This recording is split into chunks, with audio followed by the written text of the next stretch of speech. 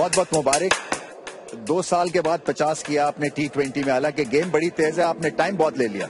سب سے پہلے تو اللہ کا شکر ادا کرتا ہوں کہ جس طرح کی پریکٹس کی ہے, اور میں فلی کریڈٹ اپنی ٹیم کو دیتا ہوں. جس طرح کا انہوں نے سیشن کروائے ہیں, پورا کانفیڈنس دیا ہے. میں فلی کریڈٹ اپنی ہائی مینجمنٹ کو اور ہمارا جو کوچنگ سٹاف ہے ان کو دیتا ہوں. تو انہوں نے جس طرح کی مجھے پریکٹس کروائی ہے وہ میں نے اپلائی کی. اللہ کا شکر ہے, اللہ تعالیٰ نے عزت. آپ فٹ نظر آ رہے ہیں. اللہ کا شکر ہے, بڑا ورک آؤٹ کیا. اور میں فلی کریڈٹ جو میرا پرسنل ٹرینر ہے پال, اس کو دینا چاہتا ہوں کہ جب بھی میں نے اس کو کہا اس نے میرے ساتھ ہارڈ ورک کیا ہے, تو میں بہت زیادہ ایکسائٹیڈ ہوں. اور اللہ کا شکر ہے, اللہ تعالیٰ نے آج پرفارم کروایا. تو نہاری چاول بند. اللہ کا شکر ہے, بہت پہلے سے بند کر دیا جب آپ نے بولا تھا. کیسا محسوس ہوتا ہے, کیونکہ بات جب آپ کی ہوتی ہے عمر تو انفلفلڈ پرومس کہتے ہیں. آپ میں اتنا پوٹینشیل ہے ماشاءاللہ سے, مگر جو ایک رنز کا انبار لگانا چاہیے تھا اپنے کریئر میں وہ آپ نہیں لگا سکے. فرسٹریشن ہوتی ہے؟